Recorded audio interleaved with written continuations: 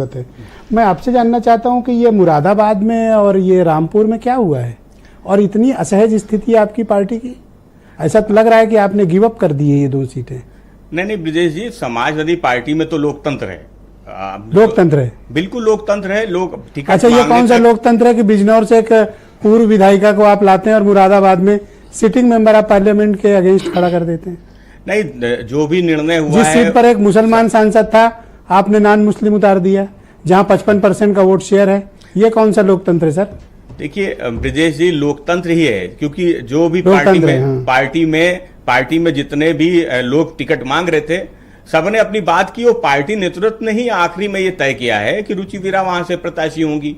Sir ये क्यों नहीं कह देते कि आजम खां लड़ेंगे वहां से, मतलब वो लड़ाएंगे? अगर ये शब्द कह दें तो थोड़ा सा आपको मतलब जो एम्बैरेसमेंट है उससे बचत मिल जाएगी। तो ब्रिजेश जी, क्यों बार बार रुचि वीरा का नाम ले रहे हैं? माननीय आजम साहब समाजवादी पार्टी के संस्थापक सदस्यों में रहे हैं और उस हिस्से में कुछ सीटों पे उनसे राय ली जाती है। इसमें कहीं कोई छुपाने की जरूरत नहीं है कि अगर उनसे पूछा जाएगा तो वरिष्ठ हैं, पूछना तो कहीं कोई कौन सी वरिष्ठता है कि मुरादाबाद को आप रामपुर के अधीन किए दे रहे हैं?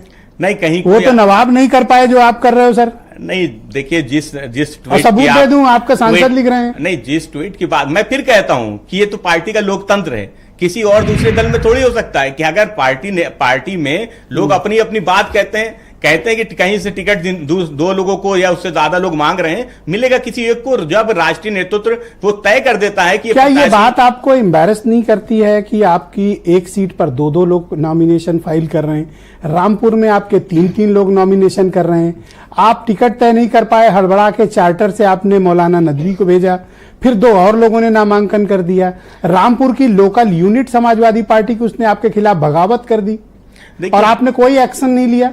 देखिए ब्रजेश जी, हमारे पार्टी में किसी ने टिकट वापस करने का झगड़ा नहीं है कि हम चुनाव लड़ेंगे नहीं, हम संन्यास ले लेंगे, हमें चुनाव लड़ना नहीं है। हमारा कोई प्रत्याशी टिकट वापस करने का झगड़ा नहीं कर रहा है। झगड़ा इस बात का कि हम चुनाव लड़ेंगे, क्योंकि हमें पता है कि हम जीत रहे हैं। भारतीय जनता पार्टी की जन विरोधी सरकार के खिलाफ खड़े हुए हैं। ये भाजपा थोड़ी है कि आपको बीजेपी से लड़ रहे हैं या आजम खां से लड़ रहे हैं?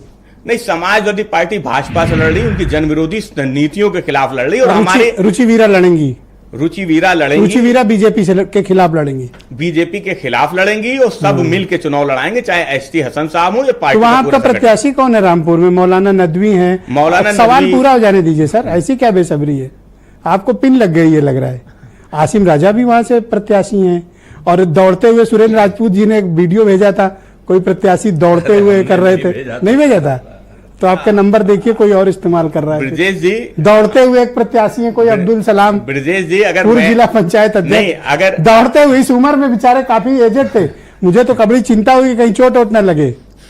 ब्रजेश जी, अगर मैं भी तो ये नौटंकी ड्रामा क्या है? मतलब मेरी बात तो समझिए, अगर मैं दौड़ता हुआ चला जाऊं, मुझे पार्टी अधिकृत ना करे, मैं भी दौड़ता हुआ चला जाऊं 3 बजे, नहीं, निर्दलीय पर्चा मैं दाखिल कर दूं, तो सर निकाल दो पार्टी से ना। नहीं, और आप दिखा दो कि आप उनकी हरकत के नाराज हो। आप ये राष्ट्रीय नेतृत्व जरूर तय करेगा। जो लोग भी अनुशासनहीनता कर रहे हैं उस पर कार्रवाई जरूर होगी। मैं केपी मलिक जी को आमंत्रित करता हूं, बहुत ही